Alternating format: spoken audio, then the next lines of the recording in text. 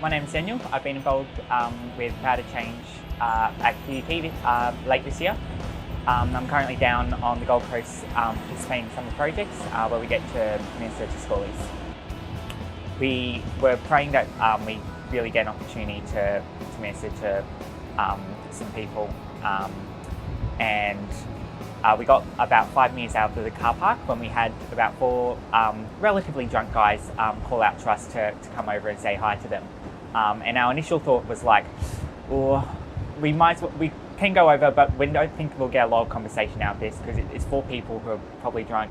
They're probably just wanting to say hi. So we decided to head across the park to them, and we ended up splitting the conversation into 3 groups. One of my friends called David was speaking to another guy, and I was talking to the last person who also had the name Daniel, and we ended up chatting to him for about 1 hour. During that time, I really got to know a little bit about himself. He had been a Christian. Well, he was a Christian, but at the same time, he also was just struggling with quite a few things. He had a pretty abusive childhood, and while he loved God, he did still drink and smoke and was just really trying to look out for his mates. During that time, I didn't actually get to do a lot of ministry with him. Like, I'm relatively new to outreach, so for me, while there was probably quite a few opportunities to minister to him, I just didn't manage to find and take those opportunities. But I was able to, chat with him for an hour, and we had a good time chatting. And afterwards, when the conversations all started to wrap up, we were kind of just, having a bit of a chat and took a few photos together. Daniel was kind of knew his mates were going to kind of run off and do stupid stuff, and he kind of didn't want to have to deal with them for the rest of the night. So it was like, oh, can we join you guys?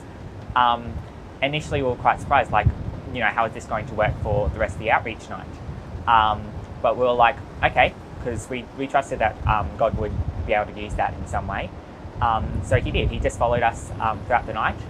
Everyone else in the group managed to have a chat to him, and I was trying to keep tabs on the conversations as they were going, and I think like within 5 minutes, all of them were able to do quite a bit of ministry with him and speak, give him guidance and in his faith.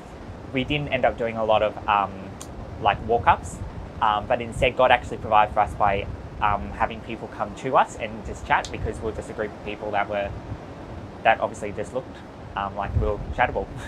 So probably the single biggest thing for the first week of our projects was just strengthening my relationship with God.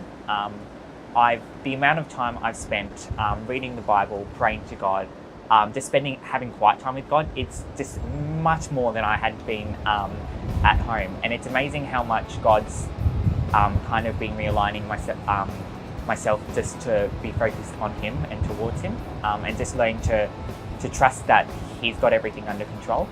The other thing is just with all the training on outreach, again, it's something that I haven't done a whole lot, and just being able to actually see how we can, evangelism is possible in this age, which is something that I never really understood near at the beginning of the year.